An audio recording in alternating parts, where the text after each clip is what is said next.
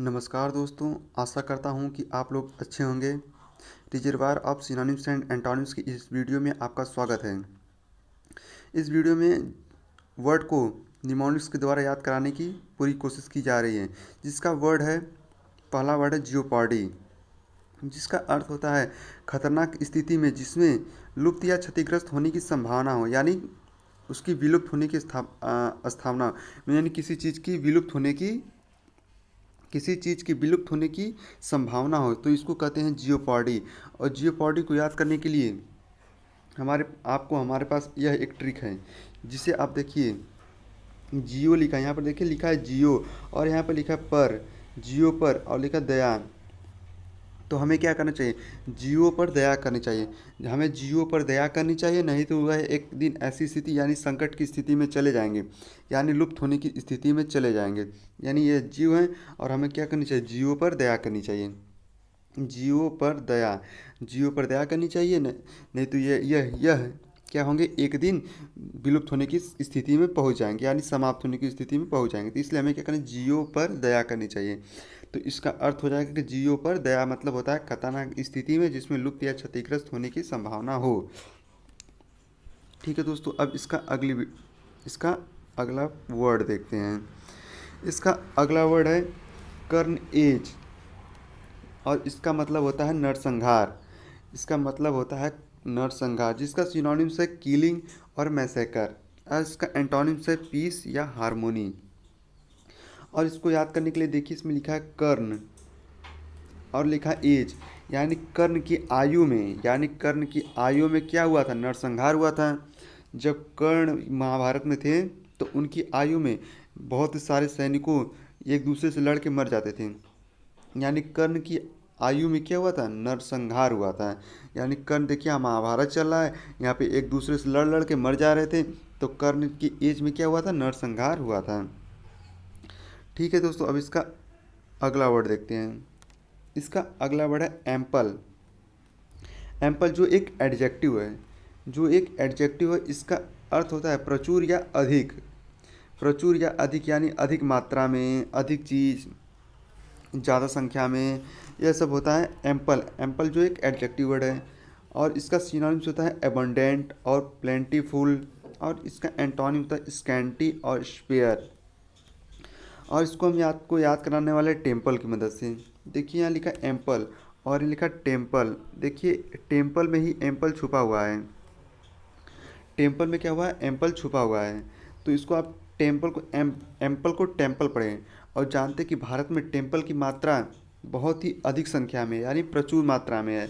हर जगह, हर गली, हर मोहल्ले में जाएंगे तो आपको भगवान की मूर्ति तो दिख ही जाएगी।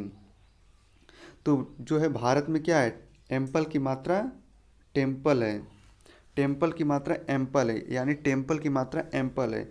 टेम्पल क्या है? अधिक मात्रा में भारत में पाए जाते हैं, यानी प्रचुर या अधिक। इसको आप इस तरह कर सकते हैं। और इसका अगला वर्ड है सामंत। जो एक नाउन है, जिसका अर्थ होता है विद्वान या पंडित, जिसका सिनोनिम्स है लर्न या शगा। और इसका एंटोनिम होता है फूल या एम्बिक्लेव। और आप इसको याद करेंगे सावंत, राखी सावंत से। आप देखे होंगे कि जो राखी सावंत है, जो इनको अब यह मूवी में बहुत कम दिखती हैं, लेकिन क्या है, यह न्यूज़ में हमेशा ट्रोल होती रहती है। तो क्या यह बहुत ही बुद्धिमान है, जो अपने आप को हमेशा हाईलाइट की रहती है। क्या है, एक प्रकार से बुद्धिमानी लगाती है ना, कि किसी न किसी तरह हम भी हमेशा ट्रोल होते रहें, यानी हमेशा खबरों में आते रहें। तो राखी सावंत क्या है? बहुत ही बुद्धिमान है, इसलिए किसी न किसी तरह यह क्या है, समाचारों में ट्रोल होती रहती हैं। तो सावंत मीन्स क्या होता है? विद्वान या पंडित। अब अगला देखते हैं इसका वर्ड। इसका अगला वर्ड है करिश्मा, जो एक नाउन है, जिसका अर्थ होता है आकर्षण। और इसका अर्थ होता है आकर्षण, जिसका सिनोनिम्स होता है चार्म या कैप्टिवेशन। और इसका एंटोनिम्स होता है अगलीनेस या रिपल्सन। तो इसको याद करने के लिए देखिए, हम आपको एक ट्रिक लाए हैं। करिश्मा कपूर को तो आप लोग जानते ही होंगे। आपने इनकी मूवी तो बहुत ही पसंद करते होंगे। तो जब यह क्या अपनी एज में थी, यानी जब जब यह मूवी में आई थी, तो देखिए कितनी आकर्षण थी, यानी कितनी सुंदर थी। तो उस समय क्या करिश्मा कपूर सुंदर थी, यानी करिश्मा अब भी सुंदर है, तो करिश्मा कपूर क्या है, बहुत ही आकर्षण। इसको याद कर लीजिए, करिश्मा कपूर क्या है, बहुत ही आकर्षण। इस तरह रिलेट करिएगा कि करिश्मा कपूर क्या है, बहुत ही आकर्षण या सुंदर है। अब इसका अगला वर्ड देखते हैं, काजोल। काजोल एक वर्ब है जिसका अर्थ होता है बहलाना फुसलाना, यानी किसी को अपनी बात को मनवाना, जिसका सिनोनिम्स है कोक्स। इसका मतलब भी होता है बहलाना फुसलाना। फ्लैटर, फ्लैटर मीन्स भी होता है बहलाना फुसलाना। इसका एंटोनिम्स है बुल्ली। इसका मतलब भी होता है इसका एंटोनिम्स है। और कंपेल इसका एंटोनिम्स वर्ड है। अब इसको याद, काजोल को याद करने के लिए हमारे पास एक ट्रिक है। देखिए काजोल देवगन क्या है, इनका विवाह अजय देवगन से हुआ था। यानी यह जब इनका जब एक मूवी आई थी, उसमें इन्होंने क्या किया था, उनसे इन दोनों को तभी से इन लोगों को एक दूसरे से प्यार हो गया। तो काजल जी ने क्या हुआ, अजय देवगन को बहला फुसला कर क्या किया, उनसे शादी कर लिया। तो काजल जी ने क्या किया, अजय देवगन को बहला फुसला के उनसे शादी कर लिया। यह सब बस जो वर्ड है आपको ट्रिक याद कराने के लिए बस बताए जा रहे हैं। तो काजल जी ने क्या किया था, अजय देवगन को बहला फुसलाकर उनसे शादी कर लिया। इनको उनको पसंद आ गई, तो अब किसी तरह अब अपनी बात मनवाने के लिए अजय देवगन से, मतलब किसी न किसी तरह बहला फुसला कर अजय देवगन से क्या कर लिया, शादी कर लिया। तो काजल मीन्स क्या होता है, बहला फुसलाकर, बहलाना फुसला यानी किसी तरह अपनी बात को मनवाना है। और देखते हैं इसका अगला वर्ड क्या है। इसका अगला वर्ड है हर्डल। हर्डल मीन्स होता है बाधा या रुकावट। क्या होता है, बाधा या रुकावट, जिसका सिनोनिम्स होता है ऑब्स्टेकल या हिंड्रेंस। और इसका एंटोनिम्स होता है एड या हेल्प। तो इसको याद करने के लिए हरदल, यानी लिखो, देखिए इसमें लिखा है हर दिल, लिखा होगा हर दिल, यानी एक लड़का है जो जो इससे भी प्यार करे और इससे भी प्यार करे। जैसे शाहरुख खान है, इस मूवी में क्या करते हैं, इससे भी प्यार करते हैं और इससे भी करते हैं। तो देखते हैं कि ये कितने परेशान रहते हैं, इनके जीवन में कितनी बाधाएं आती हैं।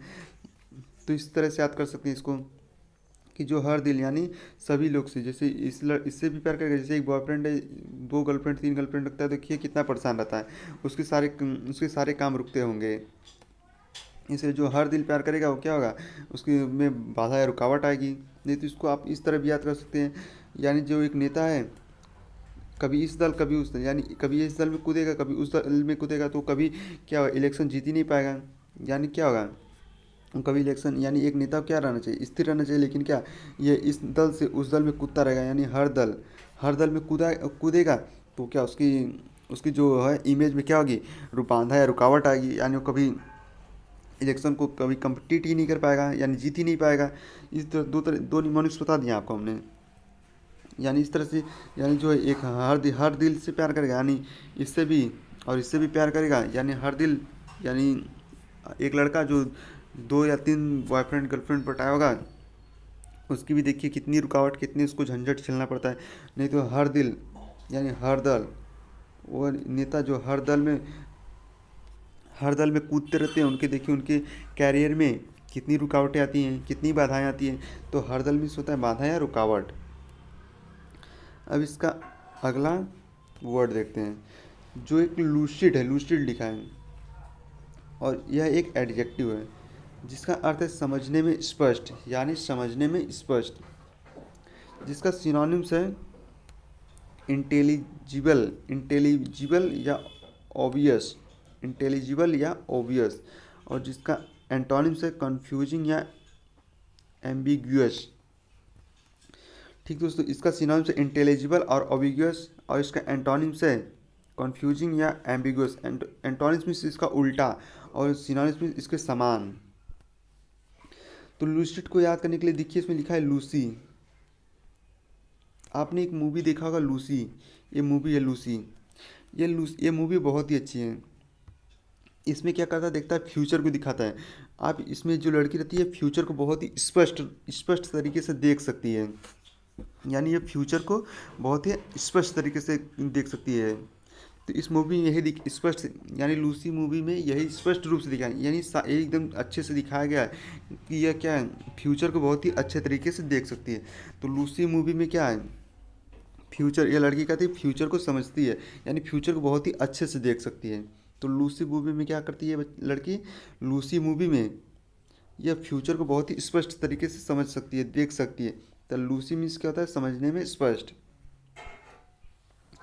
अब अगला वर्ड है आपका कर्सरी।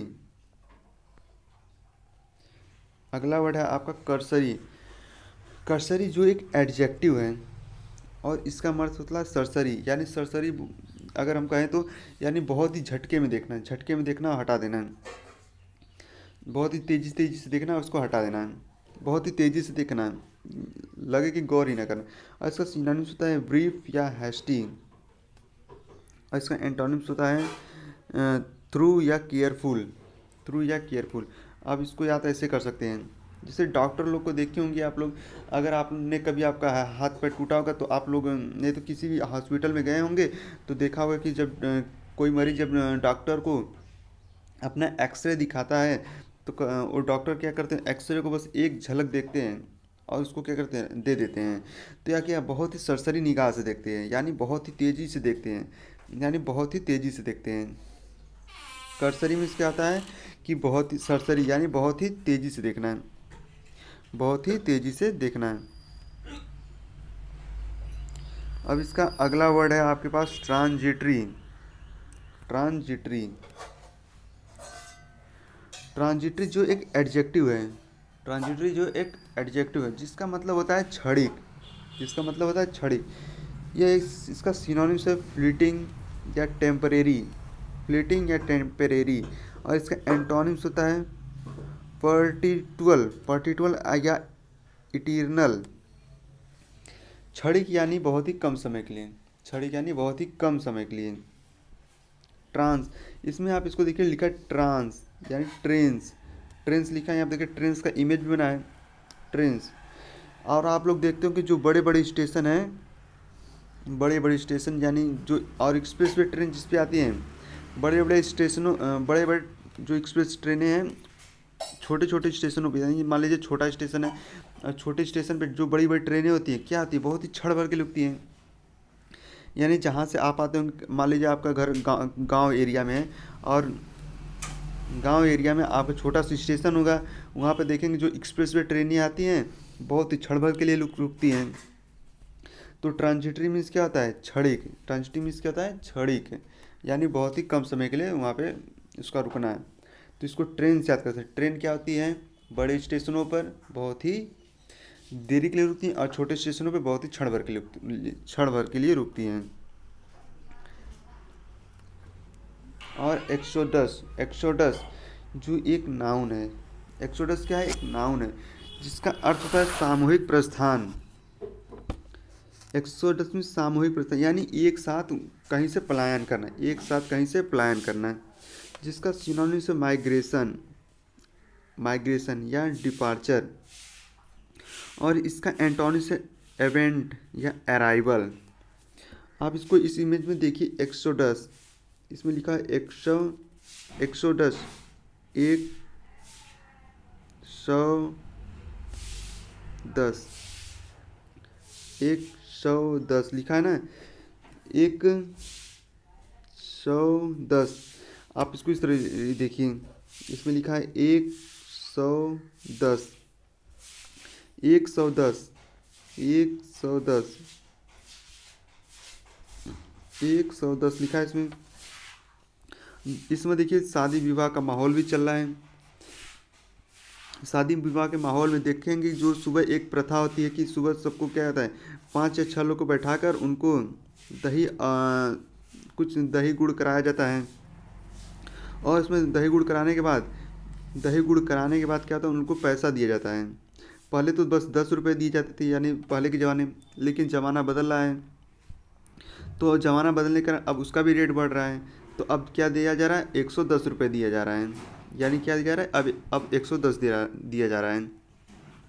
तो ये इसमें क्या है, एक लड़का था, उसको बहुत जल्दी थी तो गया और लड़की के बाप से बोला कि देखिए आपको जो सुबह जो आपको देना है पैसा, वो मुझे अभी दे दिया, कहा कि हम लोग को अभी जाना है, हम लोग अभी चले जाएं, क्या सुबह के लिए रुकें ठंडी में।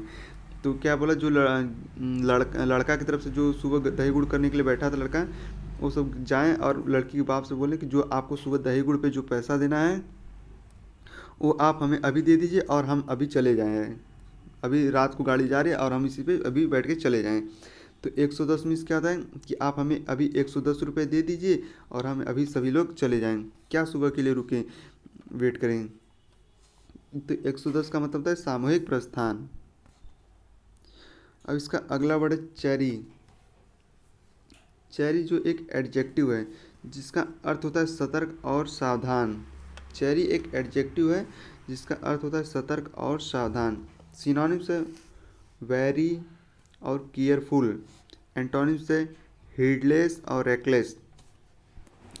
अगर आप लोग गांव से होंगे तो आप लोगों ने चरी देखा होगा, चरी, चरी से रिलेट के चरी,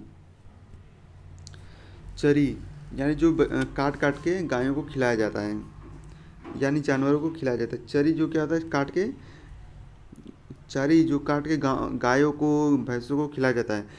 तो जैसे किसी गांव में चरी बोया गया था और चरी को क्या किया, एक जो आदमी था रात में जाता था, रोज रात में जाते समय और चरी को काटता था, और चरी को काटते समय क्या करता था, बार बार मुंडी पीछे उठा कर देखता था कि कोई आ तो नहीं रहा है। चोरी करते मतलब चरी को क्या कर रहा था, चोरी कर रहा था, और चोरी करते हुए बार बार मुंडी पीछे उठा उठा के क्या देख रहा था, सतर्क और सावधान हो रहा था कि पीछे से कोई आ तो नहीं रहा है। तो चरी काटते वक्त क्या था, वो सतर्क और सावधान था, यानी मुंडी पीछे उठा उठा उठा के देख रहा था कि कोई आ तो नहीं रहा है पीछे से।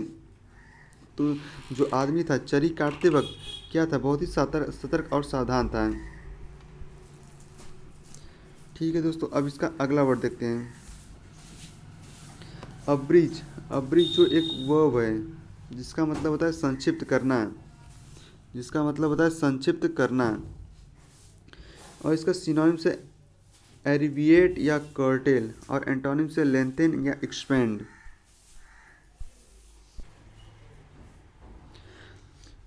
तो दोस्तों आप एब्रिज को इस तरह रिलेट कर सकते हैं, एब्रिज को आप रिलेट कर सकते हैं इस तरह, ब्रिज। देखिए इसमें लिखा होगा ब्रिज, BRIDGE, ब्रिज, और आप यहाँ पर देखिए एक ब्रिज है, ब्रिज। एब्रिज को यानी एक ब्रिज, जो एक ब्रिज क्या होता है, एक ब्रिज जो होता है, ब्रिज किस लिए बनाया जाता है कि दो जगहों के बीच की दूरी को कम कर दे, यानी इसका मतलब संक्षिप्त करना, कम करना, यानी इसका मतलब क्या करने के लिए होता है, ब्रिज किस लिए बनाया जाता है। आप लोग भी बता दी कि ब्रिज जो होता है एक जगह से दूसरी दूरी, देखिए अगर इसको पार करके आना पड़ता है तो काफ़ी टाइम लगता है, यानी ब्रिज बनने से इन दोनों के बीच की दूरी को क्या हो गया, कम हो गई है। तो संक्षिप्त कर दिया, यानी एक ब्रिज बन के क्या हो गया, दूरी को कम कर देता है। तो एक ब्रिज क्या करता है, दूरी को कम करता है, यानी संक्षिप्त करना। तो ब्रिज का मतलब क्या होता है, संक्षिप्त करना। एक ब्रिज क्या करता है, दूरी को कम करता है, यानी संक्षिप्त करता है, यानी कम करता है। ठीक है दोस्तों, आप इसको इस तरह याद कर सकते हैं। दोस्तों अगर आपको हमारा वीडियो पसंद आया होगा, चैनल को लाइक, शेयर और सब्सक्राइब जरूर कर दें। इस तरह की कंजूसी भी क्या करनी। Thank you.